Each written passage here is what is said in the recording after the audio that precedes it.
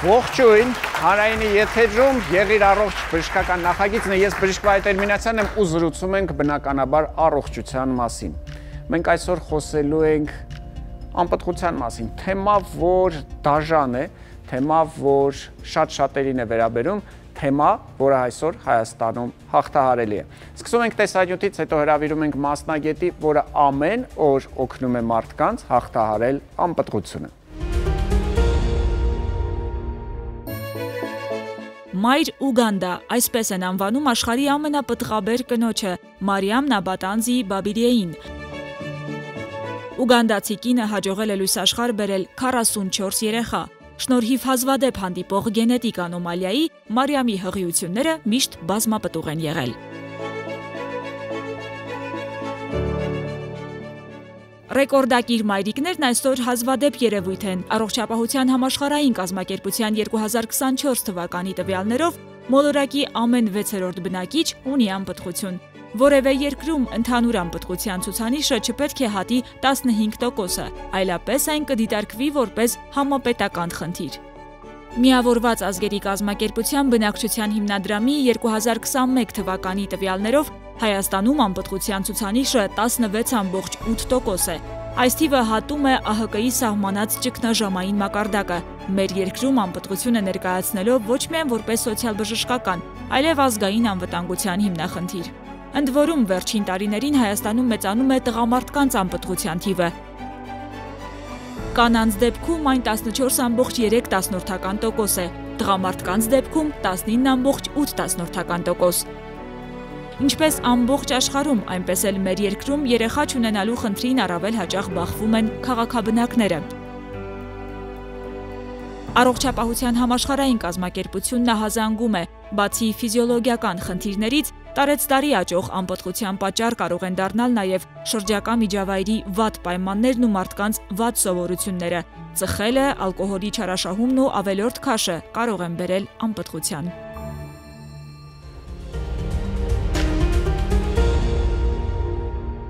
Հարգելի հեռուստադիտողներ, դիմավորենք մեր այսօրվա առաջին հյուրին, Պտղաբերության կենտրոնի վերարտադրողաբան Իզաբելլա Հովսեփյանին։ Ողջույն, բժշկուհի։ Եվ այսպես մենք խոսում ենք անպտղության եւ ամենակարևորը անպտղության հաղթահարման մասին, որովհետեւ մենք ուզում ենք պոզիտիվ, դրական էներգիա փոխանցել բոլորին։ Ինչպես ենք բնորոշում անպտղությունը։ Ժամանակակից բժշկությունը ինչ է ասում։ Անպտղությունը դա զույգի մոտ 1 տարի եւ ավել հղիության բացակայությունն է կանոնավոր սեռական կյանքով ապրելու պայմաններում առանց որևիցե մի հակաբեղմնավորիչ միջոցների կիրառման։ Եթե նախկինում անպտղության դեպքում մի անգամից ընդ որոշում էին, որ բալիկ եթե չկա, մի անգամից կնոջն էին սկսում հետազոտել եւ այլն։ Դասական պատկեր։ Լրիվ դասական էր, հիմա փոքրինչ լավա կոտրվել է այդ պատկերը եւ նաեւ փորձում են հետազոտել արդեն տղամարդուն, քանի որ պատճառները ամբողջությամբ հավասարապես կարող են կախված լինել եւ տղամարդուց եւ կնոջից։ Հարգելի տղամարդիկ, այո, այս պարագայում մենք պետք է համաձայնենք, որ դեպքերի գրեթե 50%-ը կախված է տղամարդկային գործոններով, 50%-ը կանացի եւ տղամարդուն հետազոտել եկեք համաձայնենք, որ շատ ավելի հեշտ է։ Շատ հեշտ է, նայեք,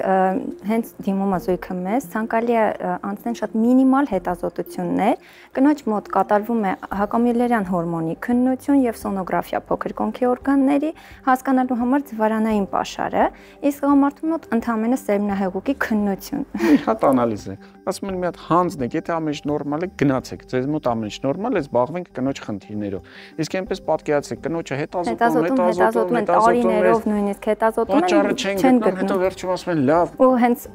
հասկանում են, որ խնդիրը հենց այդտեղ էր։ Այսօր Հայաստանի Հանրապետությունում մենք ունենք դեմոգրաֆիկ լուրջ խնդիր եւ ամեն ինչ անում ենք, պետությունը նույնպես ամեն ինչ անում է, ծրագրեր 2019 թվականից կա պետական ծրագիր, ըստ որի մարդիկ կարող են դիմել եւ դառնալ պետական ծրագրի շահառու, պետական միջոցներով ունենան բալիկ։ Օգնենք, որ ունենան բալիկներ։ Ովքեր կարող են դիմել։ Պտղաբերության կենտրոնում մեծ ծավալով անպտղության բուժումը կատարվում է նաև հենց պետպատվերի շրջանակներում։ Կառանձնացնում շահառուների 3 խումբ։ Առաջին խումբը դա այն զույգերն են, ովքեր ունեն 2 տարի եւ ավել անպտղություն, բալիկ չունեն եւ ինը գտնվում է 20-ից 40 տարիքային շեմում։ Բերում են ԶԱԳՍ-ի թուղթը, եթե ԶԱԳՍ-ը ավելի ուշ է արվել, քան իրենց ամուսնությունն է գրանցվել, հա, իրանք բերում են բնակության վայրից տեղեկանք, որտեղ նշում են, որ այսքան տարի իրենք բնակվում են համատեղ տվյալ հասցեում։ Երկրորդ խումբը շահառուների դա այն զույգերն են, երբ ունեն 1 բալիկ, 2 տարի եւ ավել էլի ունեն անպտղություն, սակայն տարիքային շեմը կնոջ 20-ից 36-ն է այս պարագայում։ Այս պարագայում նաեւ անհրաժեշտ է երեխայի ծննդյան վկայականը, որ փաստի, որ իրենք ունեն 1 բալիկ։ Այս 2 խմբի համար ծրագիրը ներառում է պատճառագիտության ախտորոշում եւ բուժում, այսինքն հղիության կարող ենք հասնել միայն բուժումների արդյունքում, ներարգանդային սերմնավորման 6 փորձի հնարավորություն եւ արտամարմնային բեղմնավորում։ Եվ երրորդ խումբը դա միայնակ կանայք են, ովքեր գտնվում են 28-ից 42 տարիքային խմբում։ Նրանց համար ծրագիրը ներառում է ներարգանդային սերմնավորման համար անհրաժեշտ հետազոտություններ եւ ներարգանդային սերմնավորման 6 փորձ։ Սա ամենակարևոր խմբերից մեկն է, Շատ կարևոր։ Իմ կարծիքով այս կյանքում կնոջ ամենամեծագույն պարգևը դա մայրությունն է, մայր լինելն է։ Դրա համար եթե ինչ-ինչ պատճառներով չի ստացվել կամ չի ցանկացել կինը ամուսնանալ, դա չի իրեն զրկում մայրանալուց, հա, եւ շատ մեծ ոգևորությամբ կարող եմ նշել, որ վերջերս շատ է մեծացել միայնակ կանանց դիմելիությունը, շատ բալիկներ ունենք արդեն ծնված հենց միայնակ մամաների հետ կապված, որոնք այլևս միայնակ չեն։ Ծրագրից կարող են օգտվել նաև Լեռնային Ղարաբաղից տարհանված զույգերը, ինչպես նաև զոհված ինձառայողի ծնողները։ Նաև կան դեպքեր, երբ զույգին անհրաժեշտ է լինում օգտվել դոնորական ձվաբջջից կամ դոնորական սերմնաբջջից, այս դեպքում նույնպես զույգը կարող է օգտվել պետպատվերի շրջանակներում։ Այսօր շրջաններում, հա, մեր մարզերում գործող խնդիրն է, որովհետև շատ-շատերի համար դժվար է գալ հասնել Երևան, եւ ես գիտեմ, որ պտղաբերության կենտրոնը այսպես փորձում է ընդլայնել իր աշխատանքները եւ այսօր շրջաններում արդեն եթե չունենք արտամարմնային բեղմնավորում, ապա գոնե ինսեմինացիաները բավականին ակտիվ սկսել եք արդեն իրականացնել։ Ներարգանդային սերմնավորում այժմ իրականացվում է Գյումրիում եւ Մարտունիում, սակայն ինչքանով տեղյակ եմ, մոտ ժամանակներս նաեւ պլաններ կան, որ Վանաձորում նույնպես կիրառվի, հա, այդ ծառայությունը։ Ես կարծում եմ, որ շատ շուտով մենք բոլոր մարզերում նույնպես կունենանք, որովհետեւ սա իսկապես ստրատեգիական խնդիր է մեր երկրի համար եւ մեզ պետք են շատ երեխաներ։ Եվս մեկ հետաքրքիր հարց է, տեսեք, արտամարմնային բեղմնավորման էկոյի երբ որ գնում են, շատերը մաքսիմալիստական պլաններ ունեն, որ այ գնացինք, տեղադրեցին ու պետք է 100%-ով միանգամից ստացվի։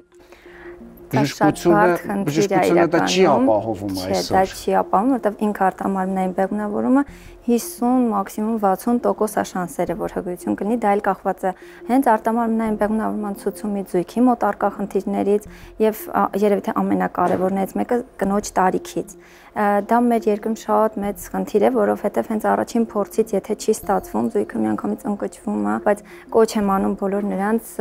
ովքեր դիմել են արտամարմնային բեղմնավորման եւ հենց առաջին փորձից չի ստացվել, չհիասթափվեն երբեք, պայքարեն, որովհետև հաստատ իրանց մոտ է ստացվելու։ Գիտեք, սա էլի այստեղ կա օգնելու հոգեբանորեն աջակցելու խնդիր։ Ես անգամ մի հոդված էի կարդում տարիներ առաջ, կար այդպիսի վիճակագրություն, որ Հայաստանը գտնվում էր առաջին տեղում նման դեպքերով, երբ առաջին փորձը անհաջող է եղել եւ երկրորդ փորձի չեն գնացել, վախեցել են կամ հիասթափվել են։ Պետք է այդ մարդկանց խրախուսել, ասել ոչինչ, երկրորդ փորձից կստացվի, գուցե երրորդ փորձից, բայց հաստատ ստացվել է։ Նրանց չտրամադրել, որ առաջին իսկ փորձից անպայման 100% արդյունք են տեսնելու իրեն, որ չտրամադրվեն, միգուցե եւ եթե չստացվի, հաջորդին ավելի հեշտ դիմեն։ Վերջին թեման, որ կուզենայի քննարկել, դա փոխնակ մայրությունն է այսօր Հայաստանում, ով կարող է լինել փոխնակ մայր։ Այսինքն, եթե կինը ուզում է փոխնակ մայր դառնալ, ինչ է նրան անհրաժեշտ։ Անպայման պետք է բալիկ ունենա կինը, մեկ բալիկի առկայությունը անպայման պարտադիր է։ Մեր կենտրոնում մեծ ծավալով կիրառվում է հենց փոխնակ մոր ծառայությունը։ Փոխնակ մոր ծառայությանը դիմում ենք այն դեպքում, երբ օրինակ կնոջ մոտ առկա է այնպիսի առողջական խնդիրներ, որոնց դեպքում հղիությունը հակացուցված է կամ կնոջ մոտ օրինակ բացակայում է արգանդը։ Կենտրոնում ունենք շատ լավ դեպքեր, երբ հասել ենք մեծ արդյունքների, երբ բնածին բացակայություն է եղել կնոջ մոտ արգանդի եւ կատարել ենք կնոջը արտամարմնային բեղմնավորում, ստացված սաղմիկները տեղադրել ենք փոխնակ մորը եւ սա հնարավորություն է ընձեռնել տվյալ զույգին ունենալ գենետիկորեն սեփական երեխաներին։ Նաև նշեմ շատ կարևոր մի փաստ, որ պետությունը փոխնակ մոր ծառայությունը ֆինանսավորում է միայն զոհված ինձարայողի ծնողների դեպքում։ Սա երևի թե աննախադեպ երևույթ է ամբողջ աշխարհում։ Իդեպ ես գիտեմ, որ մենք փոխնակ մայրերի կարիք շատ ունենք։ Մեծ կարիք ունենք, երևի թե ամենաշատը կախված է հենց այդ զոհված ինձարայողի ծնողների հետ կապված, որովհետև նրանց դիմելիությունը մեծ է եւ դրա համար փոխնակ մոր կարիքը շատ է զգացվում։ Եվ եթե կան մարդիկ, որոնք որ ուզում են լինել փոխնակ մայրեր, գուցե իրենց ֆինանսական խնդիրները լուծելու համար գուցե պարզապես ինչ որ մի այլ ընտանիքի երջանկացում, հավատացեք դուք լավ գործ եք անում, դուք բարի գործ եք անում եւ այդ քայլով երջանկացնում են մեկ ընտանիքի, ով երկար տարիներ սպասել է այդ բալիկի ծնունդին։ Իրանց էլ խրախուսեք։ Իրենց էլ խրախուսեք, որովհետև շատ հաճախ նաև իրենց հանդեպ են, չէ, հանրությունը մի քիչ այ գնաց, երեխա ունեցավ ուրիշի համար, չէ, ինքը ուրիշ ձևով ասեք, այ գնաց, ուրիշին երջանկացրեց, ուրիշ ընտանիքի երեխա պարգևեց։ Իրենց պետք է նույնպես աջակցել եւ ընդհանրապես մենք պետք է մի քիչ ավելի բարի լինենք մեկս մյուսի հանդեպ։ Մենք պետք է ավելի շատ ուրախանանք մեկս մյուսի։ Չքննադատենք մյուսի հետ։ Ուրիշին մի քննադատեք, ուրիշի ընտանիքը մի մտեք, ուրիշի անձնական տարածք մի մտեք։ Ընդհանրապես ամեն ծնված երեխայով ուրախացեք, որովհետև շատ ունենք այդ բալիկների կարիքը, շատ ունենք եւ այն հրաշալի աշխատանքը, ինչ որ անում են մեր ռեպրոդուկտոլոգները կամ ինչպես հայերեն ասում են վերարտադրողաբանները, դա շատ ծանր բարդ աշխատանք է, որը որ այսօր Հայաստանում արվում է շատ բարձր մակարդակով, ես վստահ եմ, որ մենք շատ շուտով կունենանք նաև շատ լուրջ բժշկական տուրիզմ այս ոլորտում, որովհետև այսօր իսկ արտերկրից շատ են գալիս, բայց ամենակարևորը մեր երկրում բալիկների թիվը օրեցօր պետք է շատանա։ Վերջում ուզում եմ հիշեցնել, որ մեր այսօրվա հյուրը Պտղաբերության կենտրոնի վերարտադրողաբան Իզաբելլա Հովսեփյանն է։ Մնացեք մեզ հետ։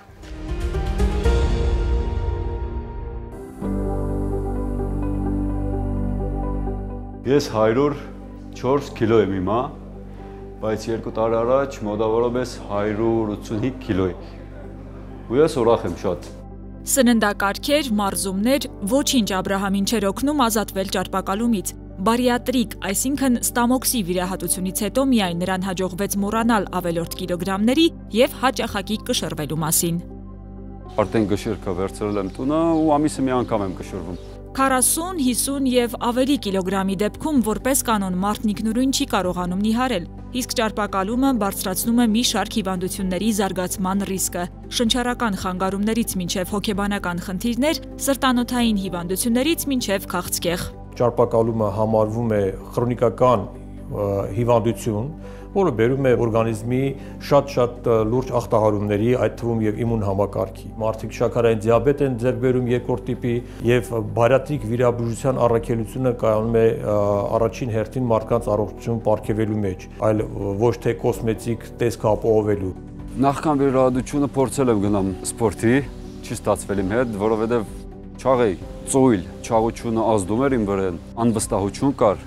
Հիմա ես արդեն սպորտով եմ կարողանում զբաղվել, քայլում եմ, չեմ հոգնում, կարողանում եմ հարցերի լուծում տալ առանց հաց ուտելու։ Դեռ 20 տարի առաջ Նաիրի բժշկական կենտրոնի վիրաբույժները սկսեցին բուժել ճարպակալումը վիրահատական եղանակով։ Մարդիկ սովորաբար փորձում են ուրիշների փորձի վրա նաև իրենք համոզվեն, որ տեսնեն այդ մեթոդները լավ են թե ոչ։ Տարեկան սկզբում 10 վիրահատություններ, հետո դարձան 20 վիրահատություններ, հիմա 100 եւ ավել վիրահատություններ են տարեկան կատարվում բաժանմունքում, բարիատրիկ վիրահատության հետ կապված։ Մեծ տոկոսով արդյունքները գոհացուցիչ են։ Առաջ ես կարողանում էի ուտել 8 կամ 12 շահորման վիրահատությունից հետո արդեն սկսակամած հանգիստ երեխաների նման, ոնց նորածին երեխան ուտում է, այդ ձևի էի ուտում, առաջ որ ուտում էի, կամ մի բան խմում էի, իմ մոտ ուշ էր հասնում էլի ստամոքս։ Հիմա օպերացիայից հետո արդեն շատ արագ էր գնում, մի քանի անգամ եկել եմ բժշկի մոտ, հարցրել եմ կարողա ծակա, մի բան խնդիր կա։ Ինչու ասեց չի, ամեն ինչը նորմալ է, որովհետև ստամոքսը արդեն փոքրացել է, դու այդ ամեն ինչը արագ ես զգում։ Հիմնական կիրառվող երկու վիրահատություններ են, դա ստամոքսի երկայնակի մասնահատումը եւ ստամոքսի շունտավորումը։ Երկայնակի մասնահատումը բերում է ստամոքսի նեղացման, 10 անգամ փոփակացնում է ստամոքսի ծավալը։ 1.5 լիտրից մոտավորապես դառնում է 150 մլ ծավալի չափով։ Վիրահատությունից հետո սկսում են նիհարել հիվանդները, ընդ որում քաշի հիմնական կորուստը լինում է առաջիկա 6 ամսվա ընթացքում։ Այսօր Նաիրիում բարիատրիկ վիրահատությունները կատարվում են գեր ժամանակակից լապարասկոպիկ սարքավորումներով, որոնց շնորհիվ բուժառուները խուսափում են հետվիրահատական բարդություններից, արագ վերադառնալով բնականոն կենսակերպին։ Այսօր մատուցել վիրաբուժական միջամտություններ, ծառայություններ չունենալով լավագույն սարքավորումներ ուղղակի անհնար է պատկերացնել։ Դրանց մեջ մտնում են հարմոնիկ դանակները, լիգաշուր ապարատը, որոնք ապահովում են առանց արյան կորուստի համարյա վիրահատական միջամտություններ կատարել։ Դրանց մեջ մտնում են լապարասկոպիկ սարքավորումները, որ մենք ունենք։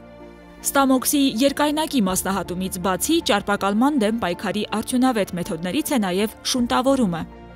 Եթե երկայնակի մասնահատումները թույլ են տալի քաշի կորուստն ապահովել հավելյալ քաշի 60-ից 70%-ը,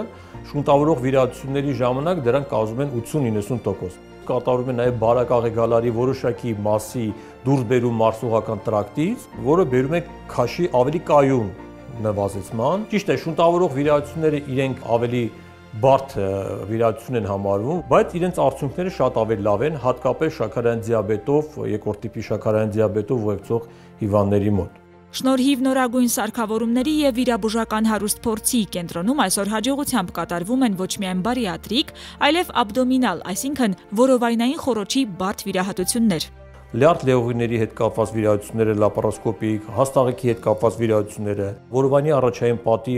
ճողվածների հետ կապված վիրահատությունները, թե լապարասկոպիկ եւ թե տրադիցիոն բաց կտրվածքով մեթոդները շատ մեծ հաջողությամբ կիրառվում են Նաիրի բժշկական կենտրոնում։ Տարեցտարի կուտակելով բարիատրիկ վիրահատությունների հարուստ եւ հաջող փորձ, Նաիրի բժշկական կենտրոնի վիրաբույժներն այսօր էլ շարունակում են առաջնորդվել արդյունավետության եւ որ ամենակարևորն է բուժառոյի անվտանգության սկզբունքով։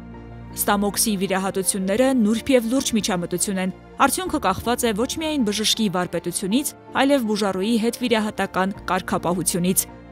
Իրենք պետք է անցնեն որոշակի լաբորատոր տեստեր, սոնոգրաֆիաներ, գաստրոսկոպիաներ, առաջիկա 1 տարին մենք հիվանդների հետ մշտական կապի մեջ։ Օգնելով ազատվել ավելորդ կիլոգրամներից, բարիատրիկ վիրաբույժը երկրորդ հնարավորություն է տալիս մարդուն, փոխելու կյանքի որակը եւ զարգացնելու սննդային առողջ սովորություններ։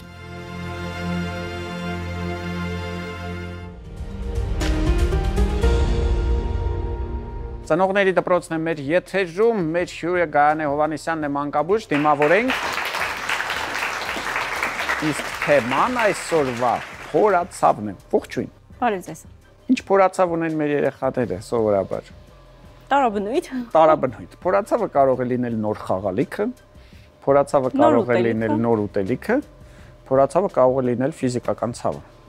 Որի մասին խոսենք։ Ֆիզիկական ցավ։ Ֆիզիկականի մասին։ Եկեք որոշենք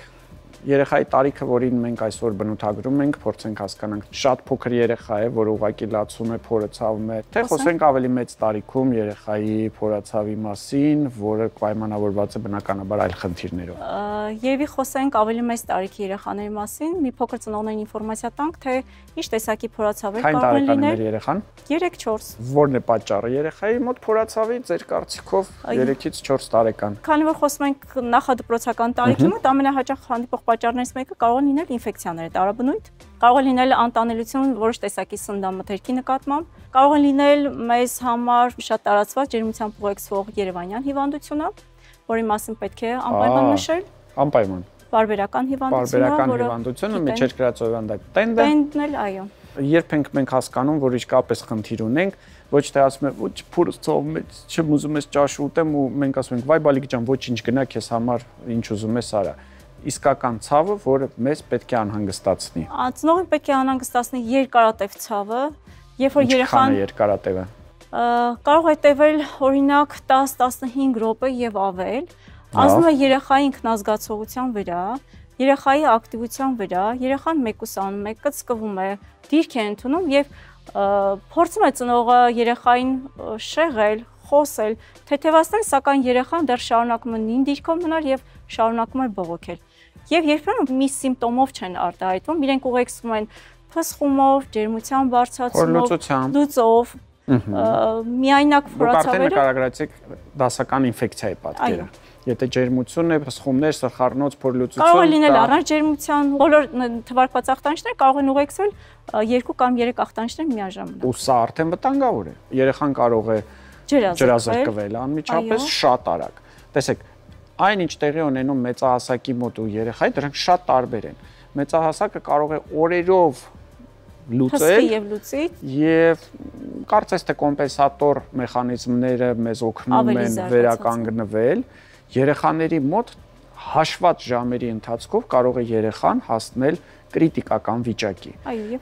Եվ այո, վերակենդանացման բաժանմունքում ծանր վիճակով ընդամենը մի քանի ժամվա ընթացքում երեխաների մոտ ինչքան փոքր է երեխան, այնքան ավելի վտանգավոր է սա ամեն ինչը։ Ինֆեկցիայի աղբյուր հիմնականում դա կեղտոտ ձեռքերն են։ Թաթիկներն են երեխաների, որոնք չլվացած դե մի քիչ դժվար է երեխային հետևել, որ չգնա ամեն ինչին ձեռք չտա, հետո այդ ձեռքերը չմցնի բերանը, այսինքն իրականում շատ մեծ հավանականություն կա, որ երեխան կյանքի ինչ-որ этаպներում ունենալու է նման երևույթներ։ Ինչ է պետք անել։ Մաքսիմալ հետևել հիգիենային, իհարկե նշեցինք, որ երեխաների պարագայում դժվար է, բայց հնարավոր է։ Եթե արդեն արկա է փորացավեր, եւ ծնողը տարբերակես, որ դա սիմուլյացիաներ չեն, հիմքում կան ռեալ ցավեր, պետք է դիմել նեղ մասնագետի։ Ժամանակին կատարված հետազոտություններով կարելի է հայտնաբերել կա խնդիր օրգանական բնույթի, թե դա ֆունկցիոնալ բնույթի փորացավեր են եւ կկատարվի համապատասխան նշանակում։ Երեխան արթնացել է գիշերվա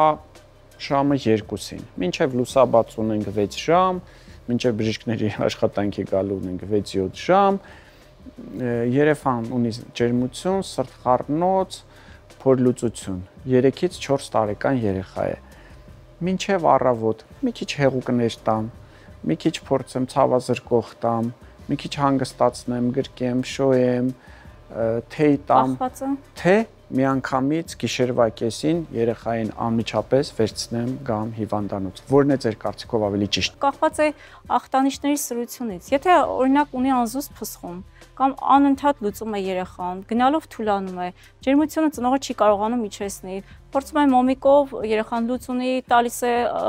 օշարակի տեսքով երեխան փսխում է, միանշանակ գումարած փորացավեր, միանշանակ ցուցում է դիմել շտապօգնություն եւ դիմել հիվանդանոց հասկանալու համար ինչ է կատարում երեխայի հետ։ Եթե երեխայի վիճակը թույլ է տալիս, այսինքն գնահատում ես երեխան քնած է, ջերմում է, նույն մոմիկը դրեցինք կամ օշարակը տվեցինք, հանգստացավ, կարող ենք մինչև առավոտ սպասել։ Սովորաբար։ Սովորաբար կարելի է սպասել։ Եթե նորից կրկնեմ, ախտանիշները շատ արտահայտված չեն, սուր արտահայտված չեն, որովհետև երբեմն տալիս են ծնողները ցավազրկող, մենք գիտենք, որ ջերմիջեցնողները ունեն ցավազրկող էֆեկտ, տալիս են ջերմիջեցում են կատարում, հետն էլ կատարում են ցավազրկում եւ շատ ժամանակ սուր որովայնի պատկերը թաքցվում է եւ բաց ենք թողում հաջորդ ավելի վտանգավոր ապենդիցիտի երևույթները։ Հաջորդ հարցս, արդյոք ինքնուրույն այս երևույթները կանցնեն, թե այսպես թե այնպես մեզ անհրաժեշտ է լինելու դեղամիջոցներ, հակաբիոտիկներ կիրառել, եթե մենք խոսում ենք ինֆեկցիաների մասին։ Եթե կատարվել է կղանքի քննություն եւ պարզվել է, որ պատճառը վիրուսային հարուցիչներն են, ոչ միայն շուտ բակտերիալ։ Եթե բակտերիալ են, այո, կան որոշակի բակտերիաներ, որոնց դեպքում նշանակում են համապատասխան հակաբիոտիկներ եւ ունենում են բավականին լավ արդյունք։ Եթե վիրուսներին մենք խոսեցինք հակաբիոտիկների մասին, որ մենք որևէ արդյունք վիրուսների դեպքում չենք ունենալու։ Ինչ չի կարելի անել։ Երեխան նշում է, որ ունի փորացավ։ Կարող եմ օրինակի համար ինչ որ շոր հարթուկել, տաքացնել, դնել երեխայի փորիկին ու ասել՝ այ հիմա կտաքանա, սպազմը կանցնի ու ցավերը երեխայի մոտ կթեթևանան։ Կարելի է արդյոք թե ոչ։ կարծում եմ ոչ, որովհետև ծնողը չի կարող գնահատել դա սուր որովայնի պատկերը, ապենդիցիտի հերթական նոպայի կամ ապենդիցիտի երևույթ կա թե չկա եւ տաքացնելը վիճակը ավելի վատացնելու է։ Նույնն էլ չի կարելի ցավազրկողներ տալ, շատ հաճախ տալիս են նոշպա ցավազրկման նպատակով եւ լղոզում են կլինիկական պատկերը, դժվարեցնում եւ բժիշկների գործը եւ դեպի հիվանդանոց հասնելու ժամանակը երկարացնում են։ Ընդհանրապես նույն փորացավի դեպքում անգամ եթե դա երեխա չի, նույնը մեծահասակների ժամանակ, եթե կա սուր որովայնի պատկեր, եթե կան սուր ցավեր,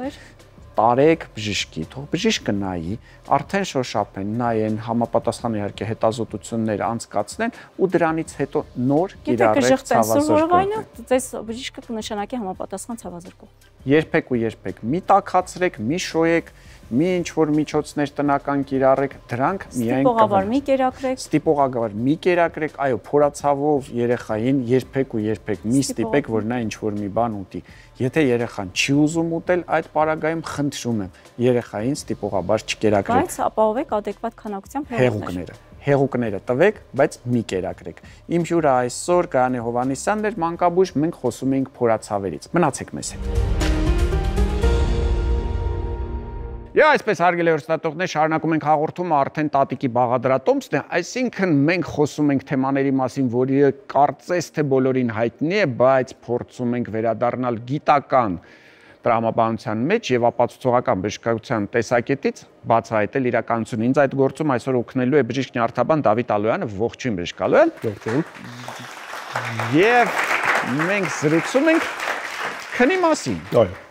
Բոլորը գիտեն, որ քունը շատ լավ բան է, մարդը պարտադիր պետք է քնի, բոլորը լսել են 7-8 ժամվա մասին, բայց միշտ չէ, որ մարդիկ գոհ են լինում իրենց քնից, անգամ եթե իրենք 7-8 ժամ կանոնավոր փորձում են կարգավորել։ Մի մասը ասում է, որ իր մոտ քրոնիկ անքնություն է, մի մասը ասում է, որ ինքը ինչքան էլ քնում է, միևնույն է, ինքը չի հանգստանում, վատ է զգում։ Առողջապահության համաշխարհային կազմակերպությունը ընդհանրապես ասում է, որ մարդկանց 10-ից 30%-ն է տառապում անքնության, որոշ երկրներում անգամ հասնում է այդ թիվը 60%-ի։ Ինչ է ասում դրա մասին նյարդաբանը։ Նախ եւ առաջ պետք է տարբերակենք անքնություն եւ քնի խանգարում հասկացությունը։ Մարդկանց շրջանում հաճախ տարածված է հենց ձևակերպումը անքնություն, բայց դասական անքնություն սովորաբար մենք չենք ունենում։ Միևնույնն է, մարդիկ ինչ որ ժամանակահատված քնում են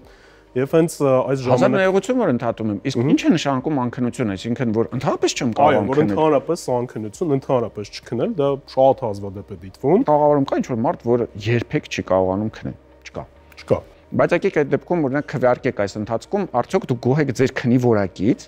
Մեր զրույցի վերջում կտեսնենք թե ինչ է կարծում մեր հանդիսատեսը։ Քնի խանգարումները նախ մենք կարող ենք տարբեր դասակարգումներով առանձնացնել, բայց 3 գլխավոր չափանիշ կա, որոնցով որ առանձնացնում ենք քնի խանգարումները։ Առաջինը քնի ընդհանուր տևողությունն է, հենց 7-8 ժամը, որի մասին որ ասացիք, այսինքն բավարար է արդյոք քնի տևողությունը թե ոչ։ Երկրորդը քնի անընդհատությունն է, արդյոք քնի ընթացքում լինում են ընդհատումներ թե ոչ։ Օրինակ այդպիսի խանգարումը քնի օբստրուկտիվ ապնոյն, երբ լինում են գիշերային արթնացումներ։ Եւ երրորդը քնի ժամանակահատվածն է, ռեժիմի խախտումները տարատեսակ։ Օրինակ գիշերը ունենք անքնություն, բայց առավոտյան կամ ցերեկը լրացնում ենք։ Դա եւս խանգարման տեսակ է։ Լավ, հիմա փորձենք հասկանալ, մի կողմից մարդիկ քիչ են քնում, որովհետեւ շատ են աշխատում, մինչև ուր ժամ նստում է համակարգչի առաջ կամ չգիտեմ, ինչ որ ուրիշ մի գործ է անում եւ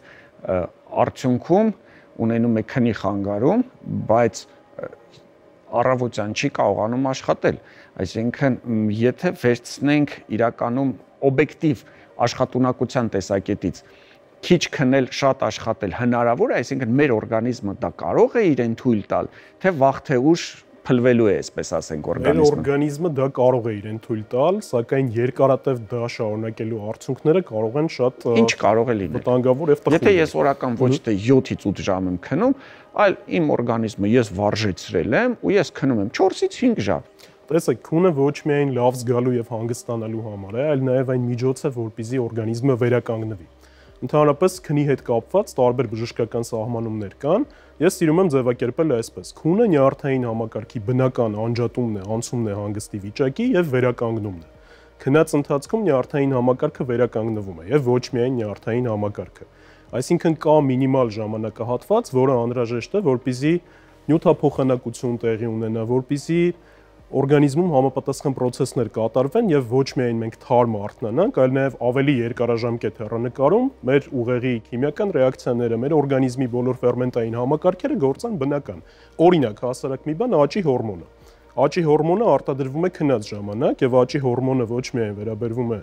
փոքր երեխաներին, որոնք որ պետք է մեծանան բավարար չափով քնեն, այլ աճի հորմոնը վերաբերվում է նաև տարատեսակ հանգարումների դեպքում բոլորից։ Օրինակ ունենք ստամոքսի խոց, ստամոքսի լորձաթաղանթը պետք է վերականգնվի, այդտեղ եւս մասնակցում է աճի հորմոնը։ Հենց դրա համար ենք ասում, որ տարատեսակ ստրեսները եւ քրոնիկ անքնությունը կարող են բերել տարբեր հիվանդությունների։ Շատ լավ։ Հիմա եկեք գանք քնի որակին։ Քանի որ դուք ասացիք, որ հանգստանալ եւ այլն եւ այլն։ Ես կարող եմ քնեմ, տեսնեմ գեղեցիկ երազներ, առավոտյան արթնանամ, նույն 7-8 ժամը արթնանամ ու ինձ շատ լավ զգամ, հանգստացած, կարգավորված եւ կարող է 7-8 ժամ քնեմ, չարթնանամ գիշերվա ընթացքում, բայց ամբողջ գիշեր ինչ որ մղձավանջներ ինձ տանջեն ու ես արթնանամ առավոտյան շատ վատ տրամադրությամբ, չհանգստացած, որն է պատճառը։ Պատճառը այստեղ հոգեբանական հարթությունում է ավելի շատ։ Այսինքն քունը եւ հոգեբանությունը նույնպես իրար հետ փոխկապակցված են եւ նյարդաբանությունը, հոգեբանությունը եւ հոգեբուժությունն են իրար հետ փոխկապակցված։ Հիվանդությունների միջազգային դասակարգումը սահմանում է տարբեր վիճակների եւ հիվանդությունների համար համապատասխան բժիշկների։ Քնի խանգարումների բուժմամբ զբաղվում են նյարդաբանները։ Սակայն ձեր ասած մղձավանջերի դեպքում դրանք արդեն համարվում են հոգեբուժական սպեկտրի խանգարումներ եւ այս դեպքում հոգեբուժ, հոգեթերապևտ այդ տեսակի մասնագետները անելիք ունեն եւ միգուցե եթե օրինակ ձեզ մոտ է դա հաճախ դիտվում, ապա հոգեբանական որոշակի աշխատանք պետք է արվի։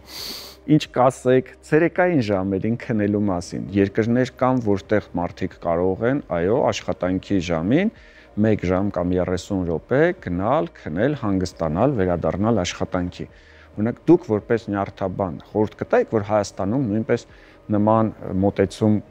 ունենայինք, թե կարծում եք, որ գիշերը նորմալ 7-8 ժամը լրիվ բավարար է եւ ցերեկային քունը մի բան էլ գուցե ավելորդ է։ Տեսեք, այստեղ երկու գործոն է շատ կարեւոր։ Նախ կա անհատական քնի պահանջը ասվածը, այսինքն 7-8 ժամ մենք ասում ենք, բայց այնպես չէ, որ բոլորի համար դա հերիք է։ Մարդիկ կան, ում հենց գիշերը պետք է 10 ժամ, 11 ժամ, մարդիկ կան, ովքեր ցերեկային քնի կարիք ունեն, մարդիկ կան, ովքեր ցերեկային քնից հետո իրենց վատ են զգում։ Իհարկե ողջունելի կլիներ, եթե գործատուները ստեղծեին այնպիսի աշխատապայմաններ, որպեսզի ցանկություն ունեցող եւ կարիք ունեցող մարդիկ կարողանային լրացնել իրենց քնի պահանջը։ Սակայն միշտ չէ, որ դա հնարավոր է մեր երկրի պայմաններում ապահովել։ Հարգելի հեռուստադիտողներ, գնում եք ասում եք ձեր գործատուներին, որ դուք նայել եք հանրային հեռուստաընկերությամբ եղիր առողջ հաղորդումը, որտեղ նյարդաբան Դավիթ Ալոյանը ասում էր, որ լավ կլինի, որ իրենց համար աշխատանքային վայրում ստեղծեն քնելու պայմաններ։ Հնարավորություն։ Այնուամենայնիվ, ինչ խորհուրդ կտաք քնի հետ կապված, որ դուք կարծում եք, որ ամենամեծ սխալը որ թույլ են տալիս, ինչ չանել։ Քնի հետ կապված խորհուրդ կտամ հետևել քնի հիգիենային նախ եւ առաջ։ Քնի հիգիենայի մասին շատ չեմ անդրադառնա, որովհետեւ ընդհանուր առմամբ հայտնի է մութ պայմաններ, քիչ օգտվել էկրաններից, պահպանել օդափոխություն եւ այլն, իսկ տարածված էլ գիտեի, որ հիմա ննջարանից հեռուստացույցը գնալու է դեպի լուսամուտ։ Բայց քանի որ մենք բացի հանրամատչելին նաեւ ամեն դեպքում բժշկական հաղորդում ենք, ես կուզեի մի շատ կոպիտ բժշկական սխալի անդրադառնալ, որպեսզի մարդիկ այդ սխալը թույլ չտան։ Եվ տարատեսակ դեղեր, քնաբեր, հոգեմետ դեղեր, ֆատ թեմա եկա։ Ունեն քնաբեր հատկություն։ Եվ կա մի արատավոր պրակտիկա, որ մենք հաճախ ցանկացած քնաբեր էֆեկտով տեղին թե անտեղին օգտագործում ենք, որպեսզի քնենք։ Ես ուզում եմ ասել, որ քնաբեր հատկություն ունեցող դեղերը շատ տարբեր են, ունեն տարատեսակ ազդեցություններ եւ միշտ չէ, որ դրանք կարելի է օգտագործել եւ երկարաժամկետ օգտագործելու դեպքում կարող են առաջացնել բազմաթիվ խնդիրներ, կախվածությունից սկսած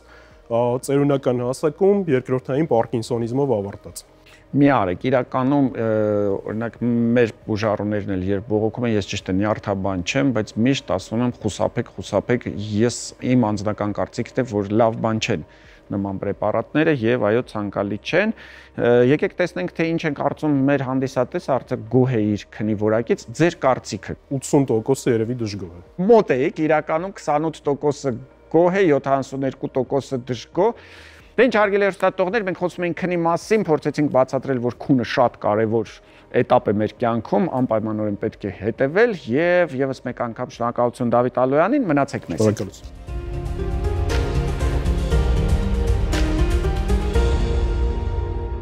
Ողջույն, ձեզ հետ գեղեցկության արվեստն է, այսօր խոսելու ենք խալերի, այլ կերպ ասած նևուսների մասին։ Խալերը բնածին կամ ձեռքբերովի մաշկի պիգմենտային նորագույնություններ են, որոնք կարող են տարբեր ձևով արտահայտվել, կարող են լինել հարթ ձևով, կարող են լինել մաշկի մակարդակից բարձր, այսինքն ուռուցիկանման։ Երբեք անհանգստանում, եթե ունենք խալեր։ Եթե նկատում ենք խալի արագ աճ, եթե նկատում ենք, որ խալը հաճախակի արնահոսում է կամ ունենում է գույնային փոփոխություն։ Եթե ունենք ոչ հստակ սահմաններ, այսինքն ասիմետրիա ենք նկատում, եթե ունենք ոչ հստակ եզրեր, մենք դիմում ենք արդեն մասնագետին, մասնագետ ուղղորդում է արդեն դերմատոսկոպիկ հետազոտության, եթե անհրաժեշտություն կա, որից հետո արդեն մշակվում է խալի հեռացման տարբերակը։ Խալը կարող ենք հեռացնել վիրաբուժական մեթոդով, լազերային տարբերակով եւ էլեկտրոկոագուլյացիայի միջոցով։ Հեռացումից հետո ունենում ենք կարճատև վերականգնողական շրջան, եթե փոքր խալեր են մինչեւ 7-ից 10 օր, մեծ խալերի դեպքում կարող է մի փոքր երկարել մինչեւ 15 օր։ Շատ է եղել դեպքեր, երբ որ բուժառուն մտածել է, որ դա պզուկ է, հաճախակի տրավմայի ենթարկել սեղմելու միջոցով, հա, բայց այնտեղ արդյունքում պարզվել է, իհարկե դերմատոսկոպի հետազոտությամբ, պարզվել է, որ այնտեղ ունենք կարցինոմա, մաշկի չարագ նորագույնություն։ Շատ հազվադեպ, բայց երեխաների շրջանում եւս լինում է, որ կարող ենք մտածել, որ այնտեղ ուղղակի անոթային ինչ-որ տրավմա է, բայց իրականում մենք էլի ունենք չարագ նորագույնություն, ինչը որ նորից հաստատում ենք դերմատոսկոպի օգնությամբ եւ արդեն ուղղորդում ենք օնկոլոգի, այդ դեպքում նոր արդեն վիրաբուժական տարբերակով կատարում է խալի հեռացում եւ վերահսկում։ Բոլոր տեսակի խալերի դեպքում ցանկալի է առօրյայի մեջ մտցնել արևապաշտպանները, SPF-ներ ասվածը, ինչքան էլ որ խալը համարվում է բարորակ նորագույնություն, կարող է ենթարկվել չարորակացման, եթե ունենանք ոչ պաշտպանված մաշկ, այսինքն արևի ուլտրամաշկագույն ճառագայթները կարող են խթանել, որ բարորակ խալը դառնա չարորակ։